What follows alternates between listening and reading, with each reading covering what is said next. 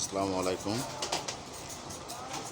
বাংলাদেশের সকল আপামর জনগণের সুস্বাস্থ্য কামনা করে একটি গুরুত্বপূর্ণ বিষয় সারা বাংলাদেশের মানুষ ভোগান্তি হিসেবে আছে। আমি একটা ক্ষুদ্র বাংলাদেশের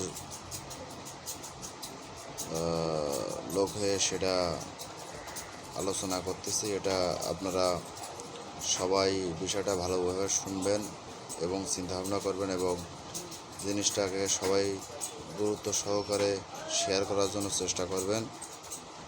আজকের এই বিষয়টা হলো আমার সরকারের কাছে একান্ত আর্জি বা আবেদন সেটা বলতে পারেন। একটা বাচ্চা যখন জন্মগ্রহণ করে তখন সে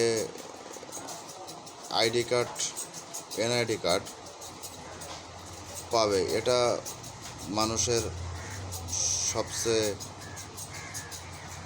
নিতান্ত চাওয়া, কারণ একটা বাচ্চা জন্মগ্রহণ করার পরে তাকে নিবন্ধন করা হচ্ছে জন্ম নিবন্ধনের মাধ্যমে। এই জন্ম নিবন্ধনের এখানে ক্ষান্ত না, এখানে জন্ম নিবন্ধন করার পরে এটা আবার ইংরেজিতে ট্রান্সলেট করো, এখানে শেষ না। এরপরে সেই বাচ্চার বাপ মার জন্ম নিবন্ধন সংরক্ষণ করতে হবে, বাপ মার জন্ম নিবন্ধন ইংলিশে ট্রান্সলেট করতে হবে। এগুলো আমরা যারা বাংলাদেশি হিসেবে আছি সবারই ভোগান্তির একটা বিষয়, কঠিন ভোগান্তির একটা বিষয় এবং প্রচুর অর্থ এখান থেকে আমরা ক্ষতিগ্রস্ত হচ্ছি সারা বাংলাদেশের মানুষ।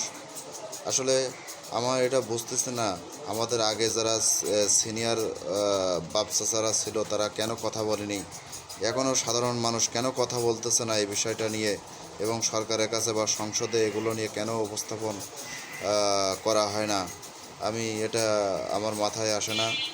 আপনারা সবাই ভোগান্তিত এই বিষয় নিয়ে, আপনারা সবাই এই বিষয়ে কথা বলার জন্য চেষ্টা করুন। একটা বাচ্চা জন্মগ্রহণ করার পরপরই সে এনআইডি কার্ড পাবে।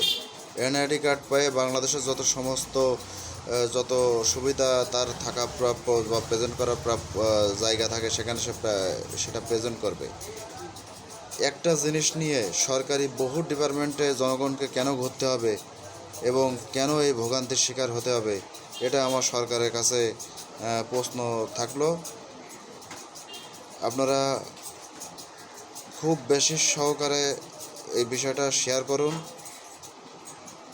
যাতে সরকার এই বিষয়টা বা কোনো সংসদ নেতা এই বিষয়টা সংসদে আলোচনা করে সেটা এই ভোগান্তির জায়গা থেকে যেন সবাই